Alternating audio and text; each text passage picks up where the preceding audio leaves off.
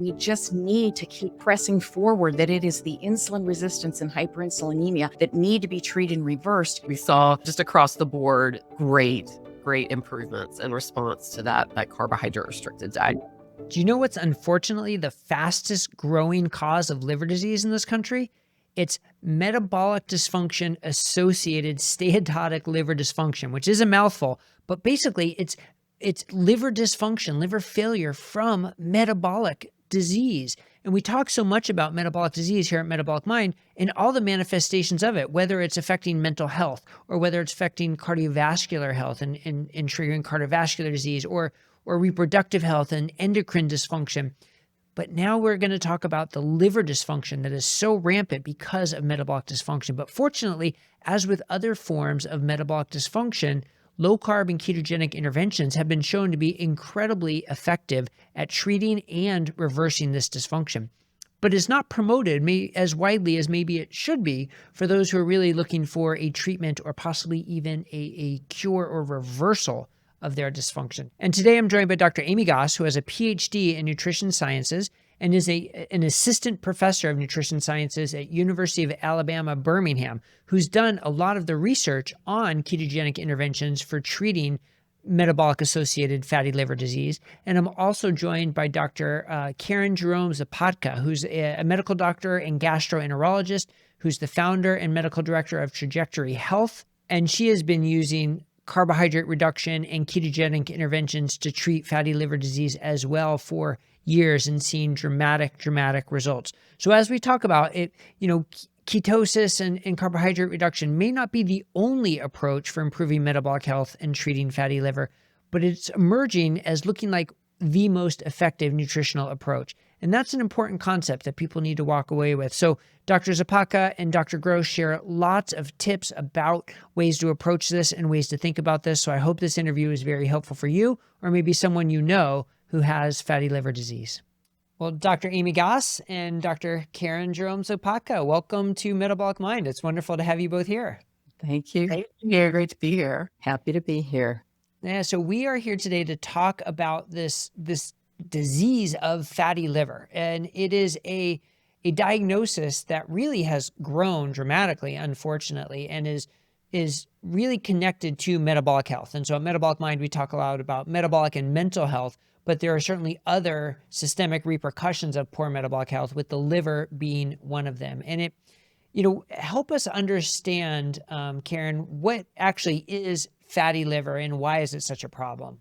Well, as the name suggests, fatty liver, we now call it steatotic liver disease, and we can talk about the name change and I think what that really brings to the table. I think we really should discuss that. But it is just a situation of abnormal fat in the liver over 5%. If you get above that threshold, you have steatotic liver disease. There are a number of different reasons to have steatotic liver disease, but the largest by far is related to metabolic dysfunction, hence the name change that we can discuss.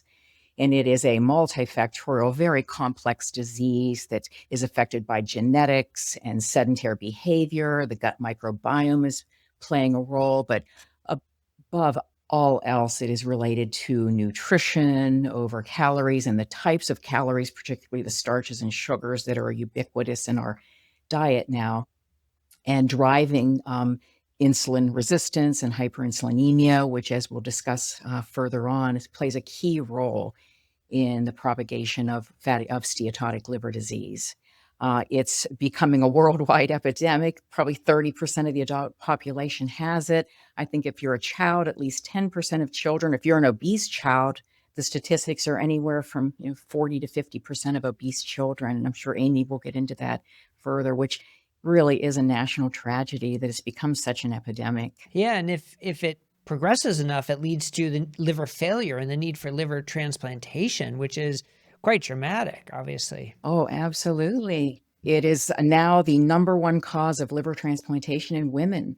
And I'm a gastroenterologist by trade, and I take call, and I cannot go 1 week on call barely that I don't see a woman in her 50s, 60s, early 70s that presents with decompensated cirrhosis from steatotic liver disease, metabolic induced. It's It's just so sad. And in your clinical practice, you have seen the incidence rise. I mean, we've heard the stories, and I'm sure you experienced this. It was called non-alcoholic fatty liver disease because you see someone come in with fatty liver 30 years ago, and they were an alcoholic, no question, Right. no question. And then all of a sudden, people were coming in not being alcoholics, not over consuming alcohol. And it's like, well, what's happening? What's happening? And then the connection was made to this metabolic dysfunction. So eventually the name changed from non-alcoholic fatty liver disease to be more representative of being metabolic in nature. So tell us about the new name and why that is. Yes, yes. So just as you say, non-alcoholic fatty liver disease sort of told us what it wasn't, but really didn't get at the core of what it is. And there was a lot in my space, a lot of discussion about this name change, and many people liked it, many people didn't. I personally thought that it was the most wonderful opportunity to really bring to light to people what is this metabolic dysfunction that underlies steatotic liver disease. I just gave a talk at the National Liver Gathering in Pittsburgh, and I was tasked with the name of my talk was, what is the dysfunction in MASLD? And I think it's our opportunity to get people to understand that it is insulin resistance and hyperinsulinemia that really are at the core of what is happening with this. So I personally have embraced the name change. Yeah, so metabolic associated Metabolic steatotic dysfunction liver associated steatotic liver disease. Right. It's a And mouthful. that's the joke. It's a mouthful. And then you just say to the patient, you have fatty liver disease. Right. Right. So it is a mouthful. Now, originally we saw the rise in adults, but then as time went on and the metabolic health of the country and the world got worse and worse, we started to see it in younger patients, in adolescents, in pediatrics. So Amy, tell us, how you got interested in this, especially with your research looking at the pediatric population for fatty liver.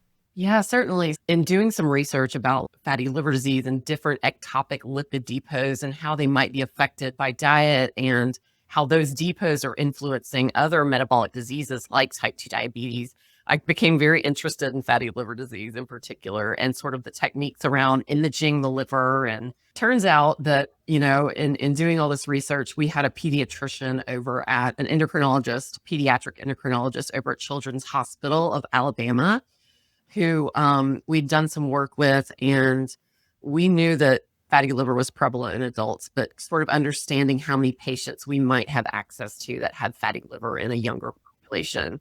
And it turns out, just doing like a search of the medical record, there were thousands and thousands of kids that had been diagnosed with fatty liver or likely had it because we saw, persistently elevated liver enzymes. That probably had it, but hadn't been diagnosed yet because it's, not something that's always diagnosed and sent for ultrasound to sort of figure out if it's steatotic or not. So anyway, all that to say, we identified just a huge population at Children's Hospital of Alabama in Birmingham, where we're like, this is a perfect opportunity to do a pilot study, randomize them to either carbohydrate restriction, versus, a sort of standard of care, low fat diet to see if we see a signal, right? Like if we can get these, kids to adhere to a carbohydrate restricted diet plan. And, it was an 8-week study that we did initially that was funded by the Thrasher Pediatric Research Fund, and then also our NIDDK funded Diabetes Research Center here at UAB. We randomized families to either carbohydrate restriction or fat restriction, measured their liver fat using MRI. And over that 8 weeks, we saw pretty dramatic improvements in the kids' liver fat. We saw improvements in insulin sensitivity. We saw, just across the board, great improvements in response to that carbohydrate restricted diet. So from a research standpoint, I think it's so interesting how you did this, that you tried to match the calories, and so hopefully not to have weight loss as a contribution, because there is the feeling that, well, however people lose weight, it's going to help. But then the question is, well, are there more effective ways of losing weight or more effective dietary interventions, irrespective of weight loss, that can have this impact? So do you think from your research, although, small studies, but still, well designed, do you think you really showed that signal towards carbohydrate reduction having more of an effect than other dietary interventions? Yeah, I mean, I think so. It's, going back a little bit that, there's data out there to suggest that carbohydrate restriction does have a metabolic advantage, particularly in the case of fatty liver. I believe it's Jeff Browning's work. He's published sort of short-term studies suggesting that's true in adults. We wanted to test that in kids. And I think from our pilot study, what we did find, unfortunately, we didn't have the budget to control it as much as we would like and feed the families every single, thing they ate. But just with we provided groceries for part of the study to have them adhere to the diet. We provided counseling for the remainder of the study. The kids did lose some weight in that particular. We intended it to be weight maintaining. They did lose a little bit of weight. Despite that, like when we adjust for weight loss, we did see, there is that benefit of carbohydrate restriction above and beyond what we would see with a low-fat diet. Right now we're doing the NIH has funded an R01 study, right? So a much larger a study that we are actually feeding families all of their food for 12 weeks to try to really tightly control their intake so we can, keep them in weight maintenance. Our goal is to keep them in weight maintenance to see truly if that carbohydrate restriction has that affects hepatic metabolism, right? To a greater extent than a low-fat diet. And our hypothesis is that it does, and it has pretty profound effects on hepatic metabolism such that it depletes liver fat to a greater extent. Are you currently enrolling for this study? We are, yes. So this study's been going on for the past 4 years. We're in year 5 of the intervention. We are currently still enrolling. We're trying to sort of wrap up the last cohort of the study so we can start analyzing the data and get some publications out there from it. We're really excited about getting close to the end. But so the R1 is we're 6 months. The families are enrolled in the study for 6 months. They come to us the first 12 weeks. We have dietitians that sort of design the menus specific to the energy needs of the adolescent that has fatty liver. They design the menu. We give them specific instructions on how much food the adolescent is to eat to keep them in weight maintenance and then hit their macronutrient targets, whether they're on a carbohydrate restricted or low fat diet. We provide, so they get weekly grocery deliveries for everything. The whole family is expected to adhere to it. We're doing measurements of, MRI at baseline, at 12 weeks, at 6 months. We're doing a euglycemic hyperinsulinemic clamp at baseline, 12 weeks to measure changes in hepatic insulin sensitivity. Our hypothesis is that the low carb diet will deplete that hepatic lipid, and then in turn, we'll see improvements specifically in the hepatic insulin sensitivity. Wow. Sounds like a great study. Now, do people have to be local in Alabama to get this done? So, yes and no, as long as they're willing. So we've had some folks that are not in Birmingham. So a lot of our families do live in Birmingham, but if they are at a place where we can get groceries delivered to them through like an app like Instacart or Shipt, and they're willing to come to UAB for testing, we can like put them up in a hotel room for the testing, which takes a couple of days. And then as long as we can get the intervention to them, we can do it remotely. Well, I look forward to having you back to hear about the results of the study when it's published for sure. Getting close to the end of it. So okay. That's awesome. And now, so Karen, you've been a practicing gastroenterologist as this epidemic was progressing, as we were seeing more of the fatty liver, as it was becoming recognized to be, associated with poor metabolic health. How did you first learn or experience that low carb could be an effective intervention? And what was your first response to that? Wow. Well, I mean, I, in the community, gave talks for a number of years, probably over 20 years. I was first interested in all of the cancers that were associated with obesity that probably now are more likely associated with insulin resistance. But at the time, we called them obesity-related cancers because so many of them were gastrointestinal, pancreatic, liver, colon, gastric, esophageal. But it wasn't until probably about 15 years ago, I had an encounter with a patient we were consulted as an inpatient. She had full-fledged metabolic syndrome, every aspect of it. We were consulted because of an unresectable hepatoma, a liver cancer that just could not be resected, and also had evidence of cirrhosis. So for her cirrhosis management. And after speaking with her, she literally looked up at me from her hospital bed and said, "Doctor, did I eat myself to death?" And it was so demoralizing because now we were seeing all of these fatty liver patients. I'm like, wow, I think that she did, but I didn't understand any of the mechanisms. And at that time, I was clueless about insulin resistance, hyperinsulinemia, the metabolic drivers, didn't really know that much about metabolic syndrome. So I went on to get my board certification in obesity medicine and began to think about treating obesity. We developed an obesity medicine practice that in the beginning was more low calorie based. We were doing low calorie meal replacements, and no surprise to anyone, it was not very successful. But it was after beginning to get into the low carb space, attend some of the meetings, begin to really truly dig into insulin resistance, what it is, how it is impacting the fatty liver.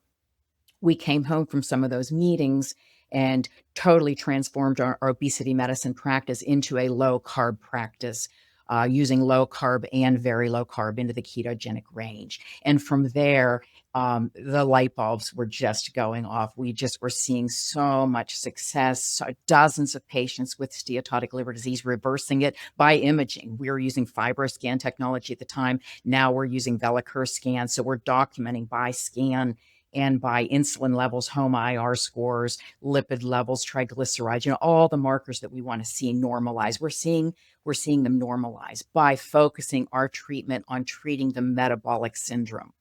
And so we've had wonderful success. We've had family medicine residents rotate with us, and to see their expressions as they go through a day in our clinic and to see the results of these patients and just put their hands up in the air and say, what is happening here? And to see these results that they had never seen before, and to see that patients can truly heal themselves by really the lifestyle changes, but primarily the nutrition. We don't want to forget about physical activity, which in these patients is so important. And if we have time, we can talk about that.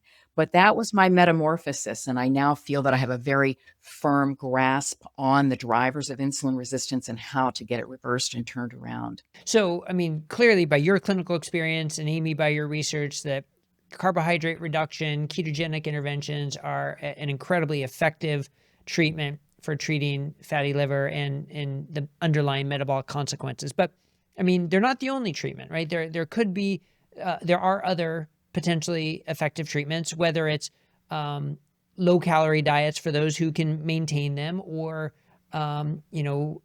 any diet that's going to improve metabolic dysfunction could improve it, and certainly GLP-1s. But it sounds like, Amy, from your research, would you say that yes, there are other means to do it? But I guess we sort of were revisiting that even though there are other means to do it, carbohydrate reduction appears to have the most efficacy that we've seen. I think so. I think there's still more data coming out regarding the GLP-1 receptor agonists and their effectiveness at depleting liver fat, whether it's secondary to just energy restriction, right? Because, individuals are, they're restricting what they're eating. And we know that weight loss does result in reduction in fatty liver. The question is, is it, and we ask this question in adolescents in particular and in kids, because sometimes severe energy restriction isn't a good recommendation for a child who's still developing, right? And there can be adverse side effects from whether it's, development of bone density or, lean mass and sort of the hormonal changes children go through. Is it a good recommendation to have them severely energy restrict to the extent where they'll see loss of fat mass, loss of liver fat, but also they'll see loss of other tissue, right? Yeah, so great. I'm glad you brought that up. That's so important. It's not just can it reduce the liver fat, but what else is the intervention doing to this human being and who has so many other needs, nutritious needs. And so that's such an important point. And I think, that's an important question to ask in lots of different populations, whether it's older adults who are at risk of losing lean mass, and kids, that are developing and they're wanting to hit these peaks in bone mineral density and things like that. So, I think that's one of the sort of interesting things is like, can we, in the absence of caloric restrictions, simply manipulate the content, the composition of what they're eating? And will that alone be enough to affect the hepatic metabolism in a way that shifts them away from depositing that lipid and towards fat oxidation in the liver and towards all these metabolic improvements. And I think our data suggests that it is entirely possible. Yeah. So Karen, you've got the clinical experience and you're seeing the research come from Amy and her colleagues and others.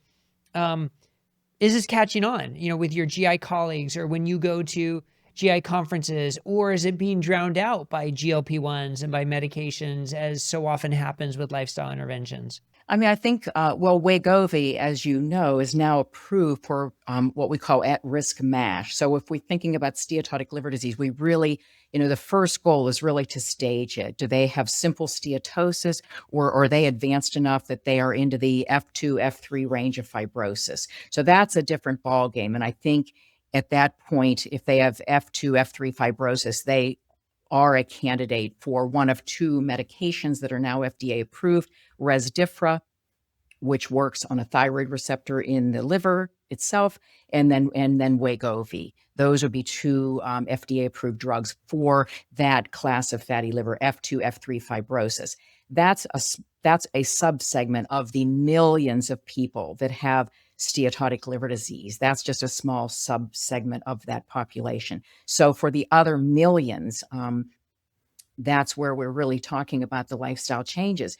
So I think the thing that sticks out to me, or at least really raised my attention, at least over the past couple of years, is that, we have multiple studies now in the literature looking at reversal of steatotic liver disease with carbohydrate restricted diets, right up to the mechanism. I mean, Lucanon and Gerald Schulman published a study in PNAS that looked at, changes in the redox of mitochondria that with a ketogenic diet steered that fat from building triglycerides to ketogenesis. I mean, right up to looking at NMR of the mitochondria in the liver. I can't quote all the details. I'm not a research scientist, but they show the mechanisms of how a ketogenic diet at the mitochondrial level is changing fat to go toward ketogenesis rather than building intrahepatic triglycerides.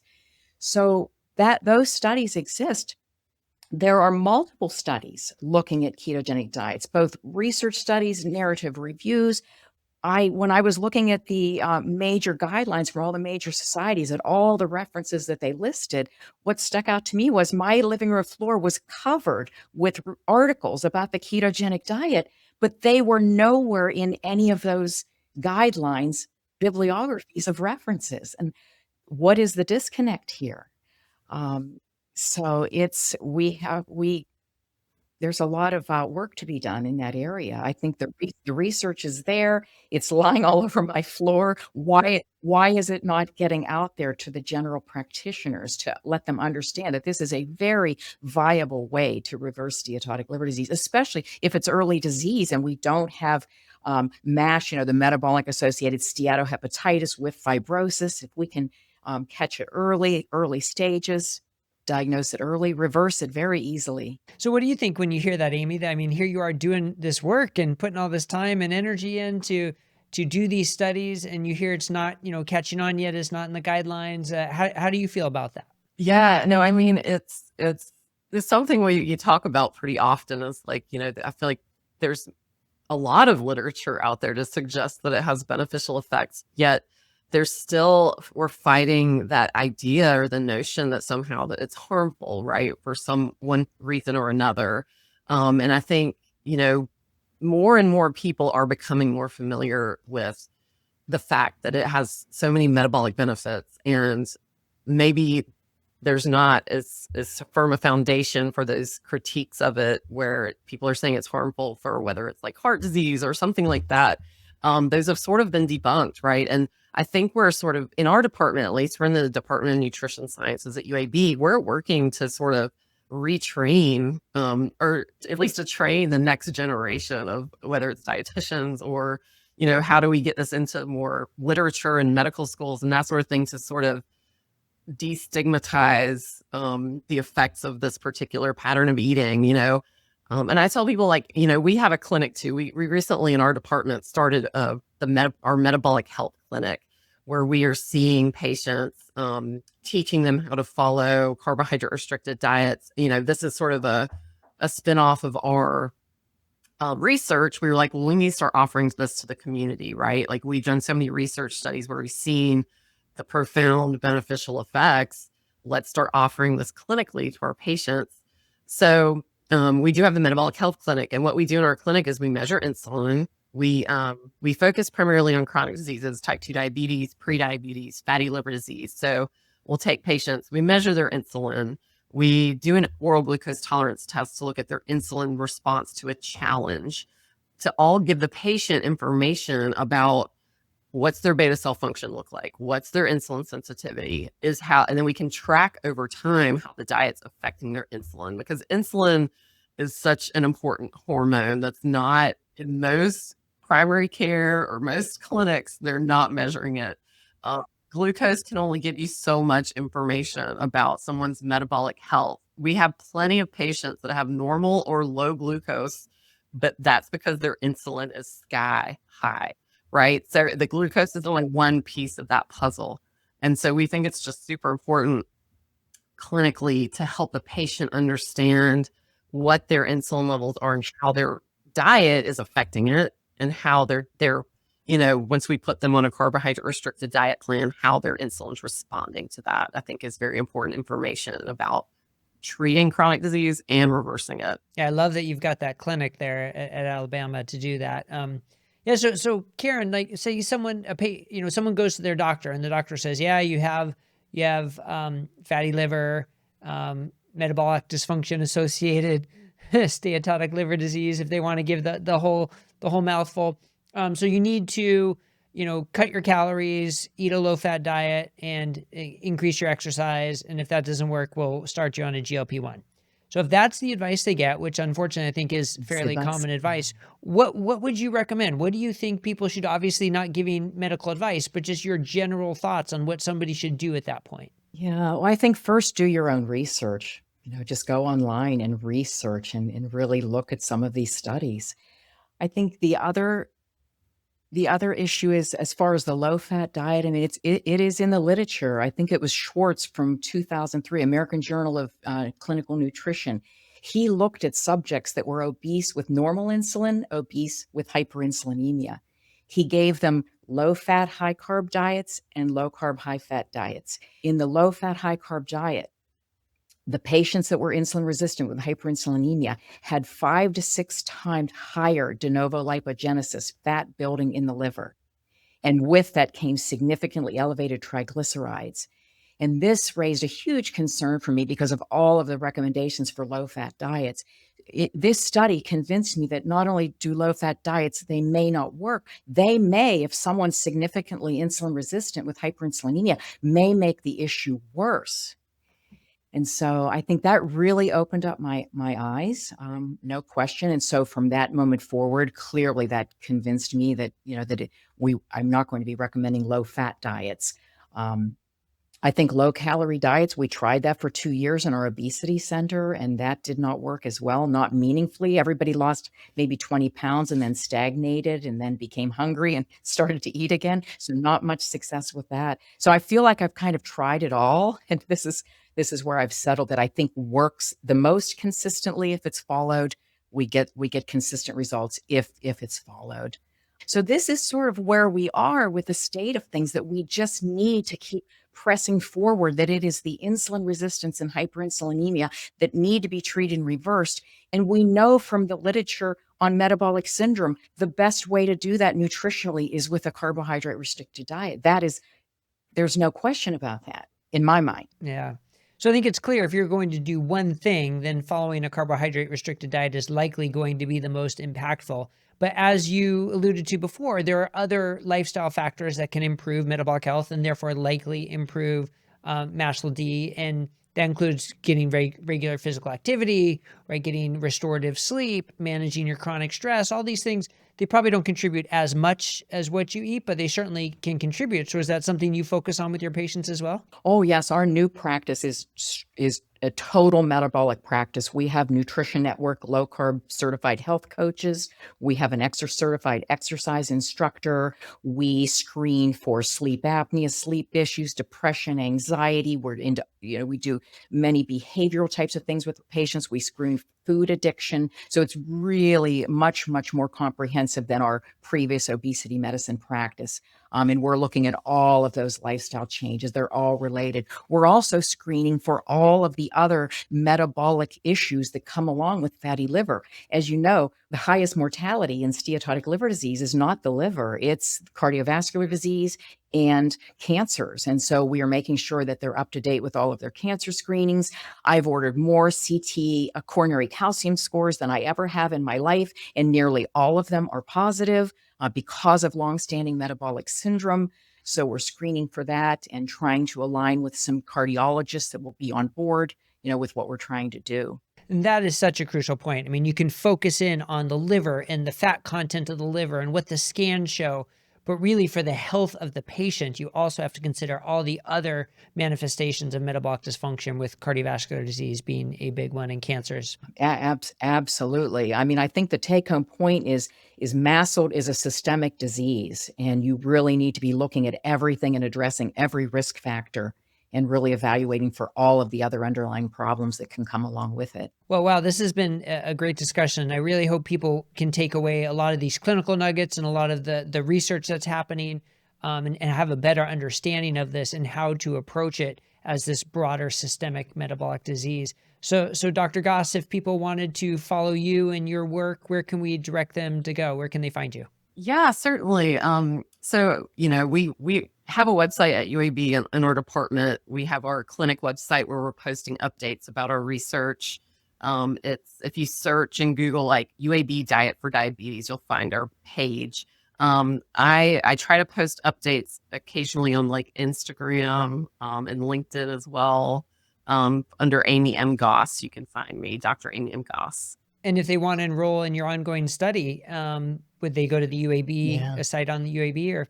Yeah. So if you go to our page, there's a drop down with the different studies that are available. And then there's an online form you can fill out with your name and email address, and we'll get in contact with you and see if you qualify for any of our ongoing research. Great. And Dr. Zapadka, how about you? Where can people follow you? Okay, well, I'm in the Pittsburgh area. The name of our practice is Trajectory Health Partners. Our website is trajectoryhp.com.